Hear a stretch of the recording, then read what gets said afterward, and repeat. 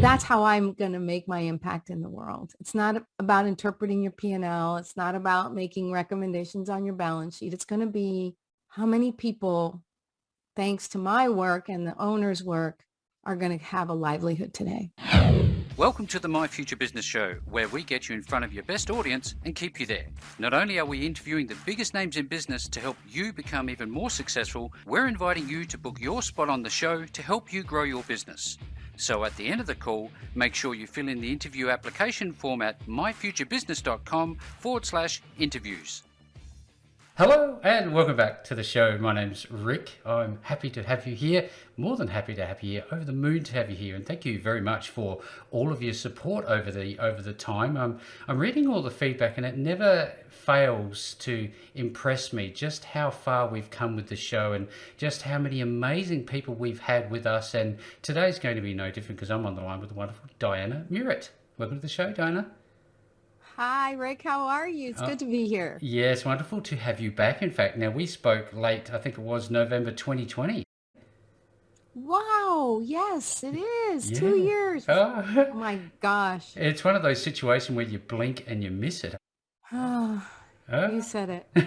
Well, look, just for everybody's, for context, you are a certified fractional CFO. You're an international best-selling author, speaker, master certified holistic life coach, and certified Fix This Next advisor. And we're going to be talking about how you help business owners enjoy higher profits without working longer or harder in their businesses. Now, I'm glad I've got really good lungs because that took a bit to get out. Well, look, a long time to get to, let me tell you. Yeah, I bet I've it been did. around. I've been around too, yes, absolutely. Now, I'm wondering if we could, given that our audience base has grown quite significantly since last time we spoke, I wonder if we can find out a little bit about, I guess, your background. Where are you calling in from today? I'm calling in from sunny Florida, United States. Is it actually sunny there at the moment? Well, the sun's going down. It's about 7 o'clock in the evening. Mm-hmm. So it's going down, but it's gorgeous outside. Yeah, wonderful. I'm wondering, has that been home forever, or is that place you've moved to, or? No, it's been home for about 9 years. Mm-hmm. Prior to that, I did time in Toronto, Canada. Oh, there's a contrast. Where I experienced winter at its finest for 28 years. And prior to that, it was Ohio. And then prior to that, I was actually raised in South America. So I'm sort of a child of the Americas. Yeah, fantastic. Now, tell us a little bit about what life was like growing up for the audience. Now, where was that and what can you remember about it? Oh my gosh. Well, the first 17 years of my life was in South and Central America. Mm-hmm. And I always attended a school that was bilingual. And half the day was in the U.S. system and the other half the day was in the local country system. So it was kind of cool because I got a regular education, if you'll look at it that way, mm-hmm. that the United States would require. And then I would get a local education. So it was actually a phenomenal way to grow up. You got to see how the other people live and their different currencies and the different foods and all kinds of stuff. So I really got to experience South and Central America for a very long time. It was quite formative for me. That's wonderful feedback. Thank you so much. I'm wondering, from a cultural perspective, do you think that you are the culmination, you are the result of all those experiences? Oh, for sure, Rick, for sure. And living in Toronto for 28 years, which was a long time for me, it's such a multicultural country and city in mm-hmm. particular. Mm-hmm. And it never felt foreign at all to me. It just felt quite normal because I'm used to multicultural. Mm-hmm. So I was quite at home no matter where I went. Now, we often talk about pets. I'm a big pet lover. How about yourself? Do you love pets? I do. I have 2 that rule my life. And what are their names? Hooper. And Miss Gracie. They're both Chihuahuas, and they have a reputation on the street as the Mexican cartel. Oh, really? Yeah. Oh, yeah, because they're evil and heinous, and they're about 10 pounds and 4 pounds, but they're still evil and heinous. They don't like anybody except me. Laptops at night, murderers during the day. Yeah, they're terrible. No, they're really cute, but they just are very territorial and loyal, so they just don't like anybody coming by. Now, I know you love travel. I'd love to talk a little bit about that and, to share a little bit of your experiences that have helped you to become the person that you have today. Where's been your most favorite trip that you recall? That's a Wow. hard one, isn't it? I have to say I'm still an addict of Italy. Italy? Yeah. Yeah. Yeah. And what do you think that And is? oh my gosh. Well, the panorama, Mm-hmm. the food. I'm a foodie. Yeah, I'm embarrassed to say how much I like eating. But I do feel that the Italian culture is so grounded in family, food, and fun. That just came out like that. I never planned that. Yeah. And it just is such a beautiful culture. I'd say my second favorite country, besides, I love the United States, love Canada. Don't get me wrong, but I feel very, very at home in Mexico too. The people there are quite warm Mm-hmm. and they're very friendly and they're simple in the sense that they're just not complicated Yeah. people. So it's really nice to be around people that are just not complicated. They're just happy and they go about their business. And it triggers another thought for me. In a world that we live in right now, Diana, it's so complicated and so Mm. terrible in many respects. But there's a reason for living, isn't there? That life's worth living. Tell us a little bit about your perspective. I guess your philosophy on life. Oh, wow. That's a phenomenal question. Well, to be honest with you, I believe that we might have had a bit of say. It's not random where Mm. we are entirely. I think we had a bit of say as to the experiences we wanted to have. So I feel even when things happen, which I don't understand or I think they're negative or something, I remind myself that it's not just that they're, what do they say? That everything is for a reason. Mm. I go a little bit further than that. And I go, not only is everything for a reason, that everything is what I wanted to experience and learn. So whether I'm happy about the situation or not, I recognize that I might have had a hand in choosing it and might Yep. have had a desire to, experience that. And be where you are today and in a perfect Yeah. position in life. Now, I can see a number of books behind you, and I know that you're an avid reader, just to say the least. In fact, Yes. we're almost nearing 100 different books, business books. What type of books are you reading? Easy. Easy? Easy. Oh Easy yeah, and easy. plus. I'm easy. I think my Amazon account, if it could talk. If Oh it my could- God. The Amazon guy pulls up at least a couple times a day, Oh, which is, well. well, not really. Okay, a couple times a week. That's why the Chihuahuas have to be out because they would bark all the time. Yep. Recently, because I have, in the last 2 years since I spoke to you, I've become more focused on the fractional CFO Yes. business. I have been reading a lot more about financial, how can I say it? Financial management of small businesses. And I'm an accountant and I know numbers, but Mm-hmm. that's not the same as knowing management. Yep. So I've been learning how to use numbers to really help a business owner improve their business and improve, because I don't know if you know the statistics, maybe not in your country, but in our country here in the Mm-hmm. United States, it's dismal business stats. 75% of small businesses don't live past 5 years, and 90% don't survive 10. And the 10% that are left are not necessarily profitable. They just might have lived that long. Existing. So the numbers are really staggering, the number of businesses that actually fail. And as a human being with a small business, and you asked me about my philosophy of life, I look beyond the balance sheet and the profit and loss statement, and I even look beyond the business owner. And I look at the fact that a small business could be the business owner plus maybe 5 to 10 employees. Okay. And those 10 employees might have 3 to 4 members of the family each, more or less, give or take. Yep. So one small business that goes under is 40 to 50 people that are deeply affected.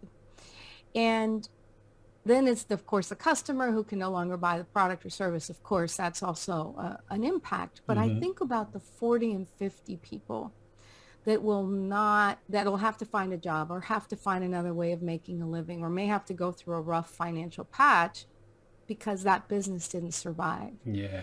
So the numbers are staggering, the number of people who are whiplashed because small business doesn't survive. So I look beyond, I use the fractional CFO as a tool, but I look beyond that to see that's how I'm going to make my impact in the world. It's not about interpreting your P&L. It's not about making recommendations on your balance sheet. It's going to be how many people, thanks to my work and the owner's work, are going to have a livelihood today. I love your approach because it's not one-dimensional. It's not just about A, B, C, D, all the numbers lining up on the spreadsheet, the balances being what they are. You're actually looking at the human impact, and I think that's critically important. Just as I think having a day-to-day routine is important, but I want to go one step further and talk about something you do that absolutely terrifies me, just the idea of it, running marathons. Tell me a little bit about that. Sure. Yeah. I was not an athlete growing up at all. I was a bookworm. So if you think I have books now, you should have seen me back then. I can imagine. I had no, I was an introvert and I preferred books to people. It was just me. And my brothers were exceptionally talented as athletes. And of course, they made fun of me relentlessly. However, when I hit 50, yes, I'm over 50. Wow. When I hit 50 and the weight started to come on, I said, I got to do something. It's got to change. So one day I took a Starbucks grande soy latte, extra hot, no foam, and tried to run across the street, and I was winded crossing the street. And I said, okay, this has got to stop. So I took up running. I actually went to a running class. I was known as the sweep. I was so slow. They actually gave me, this is no word of a lie. No, I can imagine.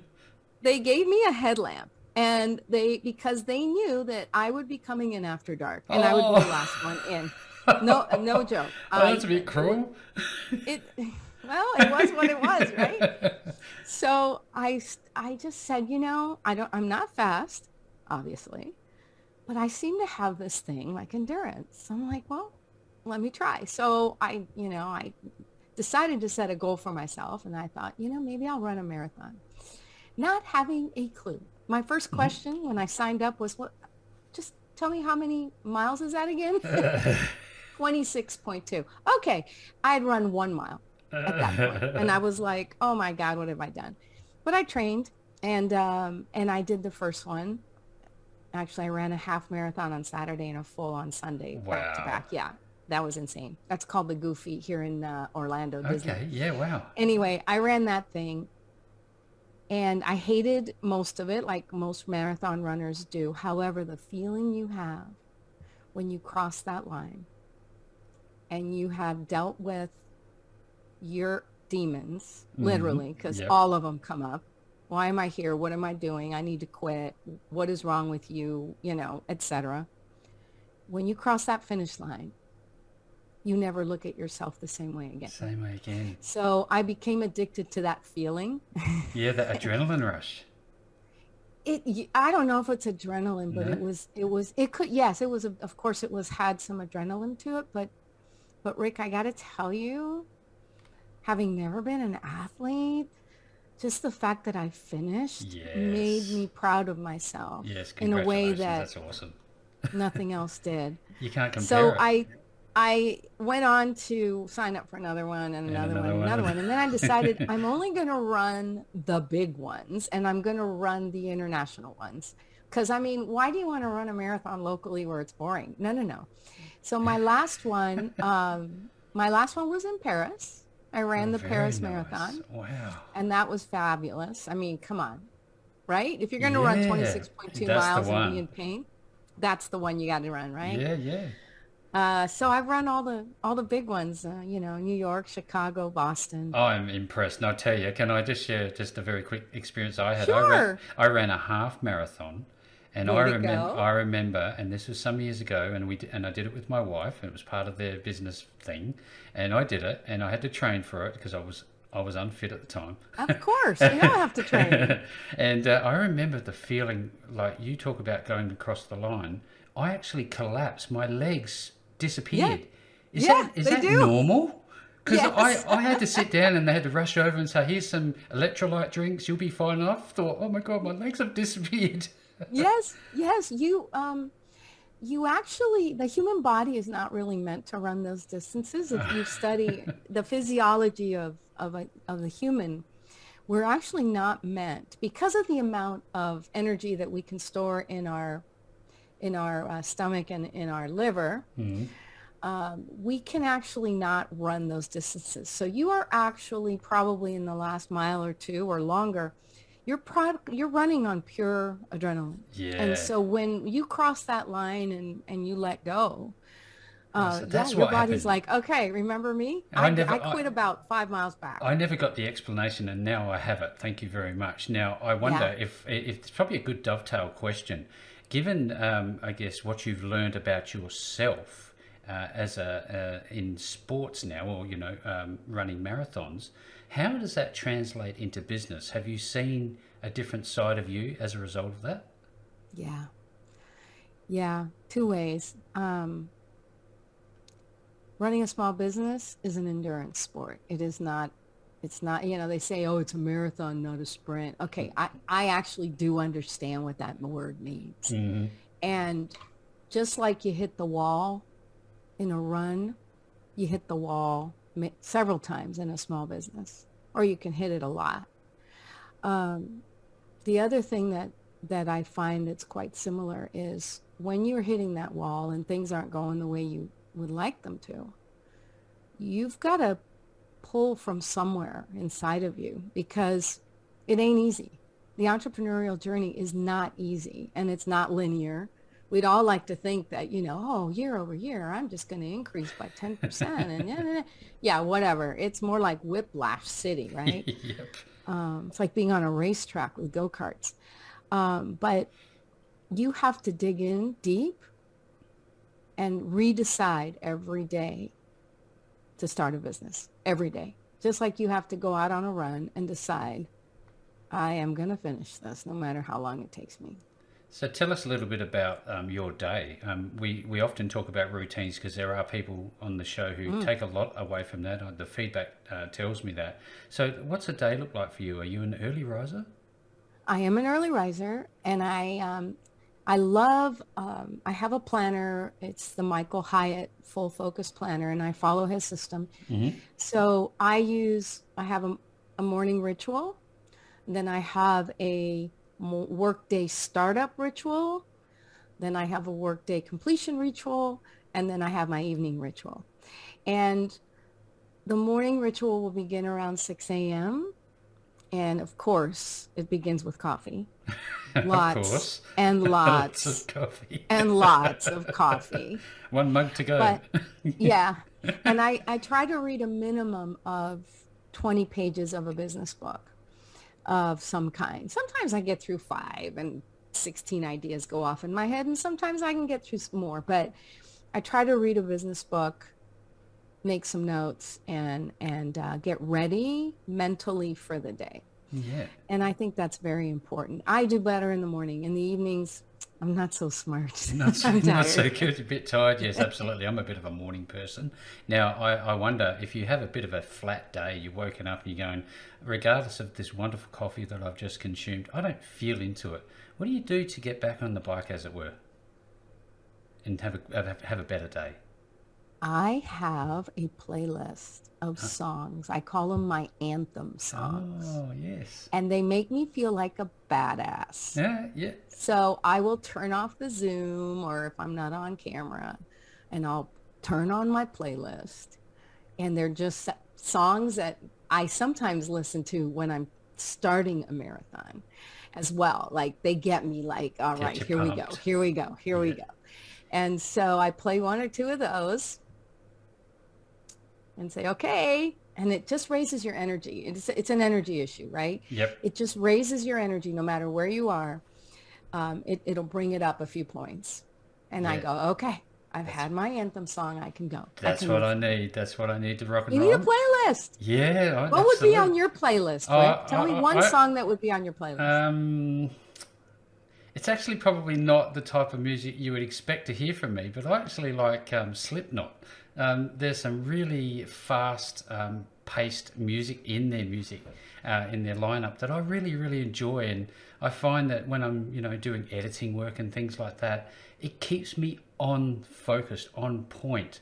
So I get it. I understand what you're saying. That's wonderful. That's it. Yeah. That's it. And some for some people, maybe it's quieter music, whatever it is that helps. But for me, it's the pump up, Yeah, absolutely. That's the one I need. And the one that gets me every time, of course, is Happy, Yep. Yeah. Yeah. by Yeah. Pharrell. Yes. I'll Yes. sit here and I'll act like a total goofball, and I'm grateful that no one can see in my windows, Yeah. doing my thing. And then I'm like, okay, I'm good now. I'm good now. I can proceed. Now, talking about proceeding, I'm wondering if we can switch gears and talk about fractional CFO. I'd love to learn and share with our audience what that actually means, because I'm pretty sure there'd be some people on the line today who won't know what that means. Yeah, I know. Some people think, what, did you break a leg or something? Like, what is that? Okay. So a CFO is a chief financial officer. And Mhm. generally in a large business like Pepsi or, a large corporation that has a CFO, this is a very senior role. It's a C-suite role. They Mhm. work with the CEO and the CIO and et Everything cetera. starting with And C. anything with a C, right? And these are generally very highly prepared people. They're certainly not dumb, and they're also very expensive. Yep. And rightfully so. Rightfully so. They earn their keep. So a fractional CFO brings as much of that firepower as they can, but they do it part-time for small businesses because a small business cannot afford well into a six-figure salary, No. right? Yep. But they can afford a few hours of a CFO. And so they pay for a few hours of your time per month and talk about their finances and so on. So what we do is, so let me just give you a little bit of an image. Yep. An accountant and a bookkeeper and a CPA always are looking sort of in the rearview mirror. They're looking at what has happened in the business, and that's great. We need those numbers. We need that kind of visibility. We need to make sure those numbers are correct. A CFO takes those numbers but looks forward and does forecasting and does not so much prediction stuff, but allows the owner to make decisions moving forward based on historical data. And most CPAs and bookkeepers, et cetera, if they may not have the time or they may not have the ability to do that.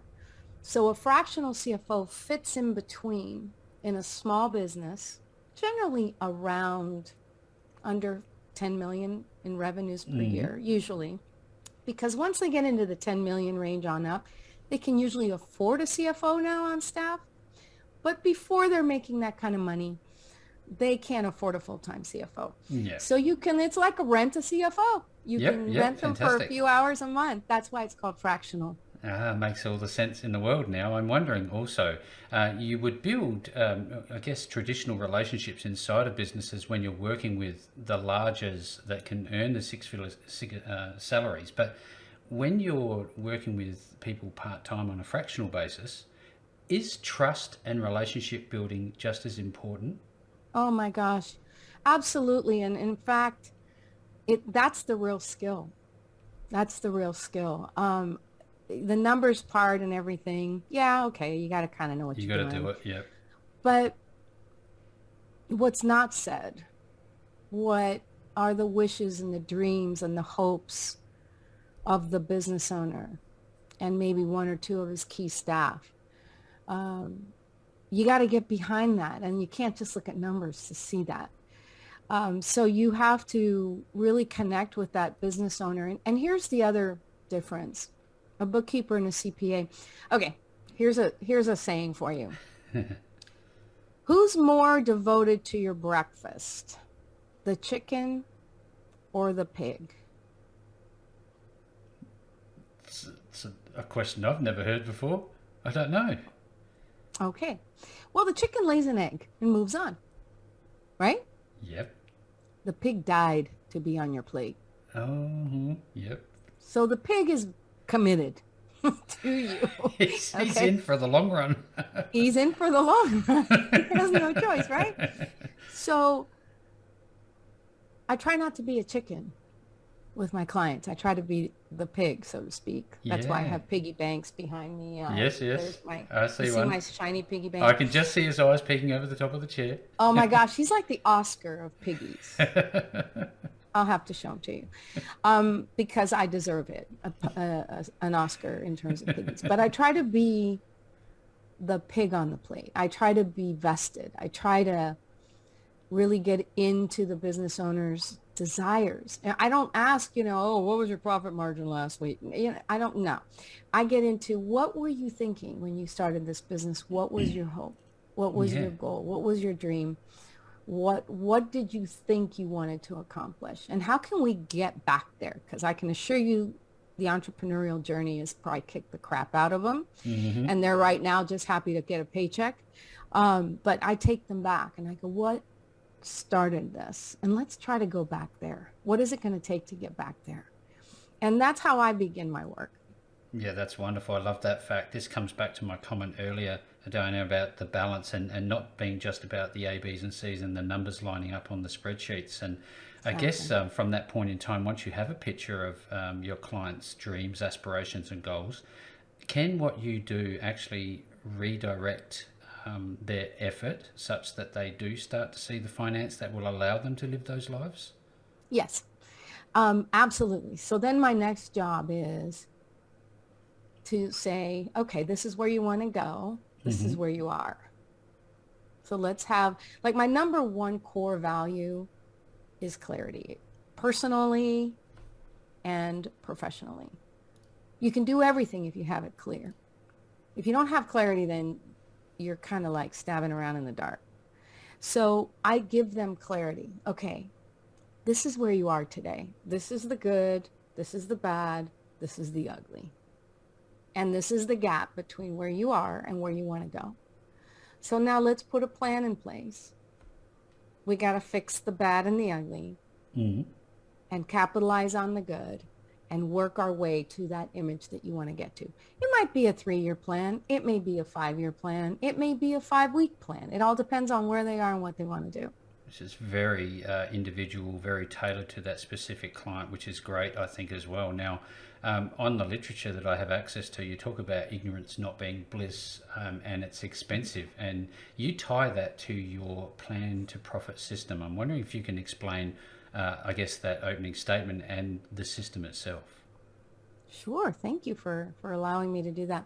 So ignorance is not bliss when it comes to finances. What you don't know could be killing you. Mm. And what I mean, not necessarily the individual, but definitely and for sure the business. If you don't know that you're not making enough margin on a product, you may be selling a lot of a product, but you might not be making much money on it. And No. it's actually a loss leader and you didn't know. Your expenses could be way out of whack. We all are guilty of, using the business accounts and putting, oh yeah, let me sign up for that software. Let me sign up for this. Let me sign up for that. And this stuff just ticks out of your account every month and you just don't pay attention to it. It adds up. Yeah, that's So those kind of things, being ignorant about them and looking the other way is going to hurt you in the long run, unless you're someone like, and even Apple. I mean, Apple, this is a story we always tell as CFOs, but Apple wasn't profitable for the first 7 years it was in business. It never turned a profit. Mm. It had cash flow, which is fine. That's different than profit, but it never made a profit. However, it had cash flow, so it was very careful about how it spent its money Yeah. so that it could survive those years of research and development to get them to be the company that they are today. And most companies, Amazon took, I think, 11 years to turn a profit and so on. So ignorance is not bliss. My plan to profit system is sort of what I described earlier is Mm-hmm. let's take a look at where you are, where you want to be, Yep. figure out the gaps, and it's a plan. So my background, not only in accounting and finance, but I did 20 years as an IT project manager. Yes. I was a project director, and I ran large programs, and I know how to create a project plan. So I combine those two skill sets, the accounting and the finance, with the project planning. And I break things down into deliverables and steps. And that's the one thing that most business owners don't have, is the one clear path to what they want to achieve. They throw like spaghetti on the wall and hope something sticks. And like, oh, well, maybe we'll follow that wind. And oh, well, wind died. Let's try that Try wind. And something else. it's trial and error. Well, failing to plan is planning to fail. I didn't Planning. coin that. That's No. been out there, Yes. but it's the absolute truth. So my plan to profit will say, let's look at where you're going and let's put a plan in place. And that's the missing ingredient. Yeah, that's wonderful feedback. Really loving this call. Now, I Thank know you. that you have three truths. I'm wondering if you can just share what those three truths are and just expand on them a little bit. You talk about clarity, empowerment, energy, and stabilizing your business's money before you can grow it. I'm wondering if you can expand on that. Yeah, absolutely. So I'll take the last one. Clarity is what we've already talked about, Yes, which is yes. to the good, the bad, the ugly. You got to know where you Got to are. know where you are. Stick in the That sand no stuff. sugarcoating, Mm-hmm. no looking away. We got to look at it. Warts and all. So one of the 99.9% of the time, I'll meet with a business owner and, okay, so what do you, oh, I want to grow. I want to scale. I'm like, okay. Sometimes it's not recommended to grow at the moment. Right now, you've got holes to patch. And you may need to stabilize before you grow. Do Because if anything you else. try to grow and you're not stable, you know what happens. You implode. Growing too fast is one of the reasons small businesses don't succeed. So sometimes you hear of these runaway success companies. Oh my gosh, they 10x'd their sales in under 6 months, but the business company went underwater. Underwater. Why? They had the sales. What's going on? People love their product. They weren't ready for growth. They didn't have the systems in place, the people in place. The They didn't infrastructure. have the infrastructure, exactly. And so what happens? You put 10x of something on top of it, and it's going to just crush it. So that's one of my truths is maybe we grow, maybe we stabilize first. Yeah, fantastic. I'm wondering, there's something else I saw on your website and it really caught my attention. You mentioned women's empowerment through money. Can you share more about that with us? Oh, thank you. That's one of the subjects dear to my heart. So Mm-hmm. you mentioned in the outset that I'm an author. Well, I was in a compilation book on women's empowerment, and I wrote a chapter. My chapter was based on money and women not feeling empowered over their money and the effects that can have on themselves, of course, but on their families. Yeah. What do I mean by that? In my experience, women equate money with power. And power, I don't want to say it's a male attribute, because Yep. women can be powerful. There's no question. Absolutely. But we've got this mixed up thing that money and power might be not so desirable. And so women get this self-doubt when it comes to their own power and when it comes to their own money. And so what happens is they outsource their money to somebody. So Yeah. it could be to their husband. It could be to, their dad. It can be to a financial planner. Mm-hmm. And I've read so many books about women. Barbara Stanny wrote an amazing one about women. She worked for Merrill Lynch, and she said 9 out of the 10 women who walked through her doors to do financial planning didn't have a clue and were widows and didn't know what to do. Now, granted, that was probably about 25 years ago, but even women now struggle with knowing their financial potential Yep. and how to manage money. And so they feel kind of disempowered. And to me, if money is just an energy, it's just something we have, and it's something that we can acquire. It doesn't have to own us. It doesn't have to change us. But our mindset can get in the way. So anyway, my chapter on empowerment was, if you're on top of your money, good, bad, or indifferent, you're on top of your life, because money is a huge part of our lives, whether we want it to be or not. You can look away from it. That's fine. It doesn't change anything. Doesn't change It takes money to live. Absolutely. This has been a wonderful conversation. Now, there's going to be people on the call, Diana, who are going to want to know more about you, how to get in contact with you and start working with you, given that you are a fractional CFO that is available for those smaller businesses, which I think is the key takeaway here. I'm wondering if you can tell us how people can contact you and what is the process to start working with you. Oh, wow. Yeah, so the best, and really the way I prefer, is just go to my website and book a call. Schedule a call with me, and I do something called a right fit call to make sure that you're ready for working with a CFO, and that can take a number of dimensions, right? Not only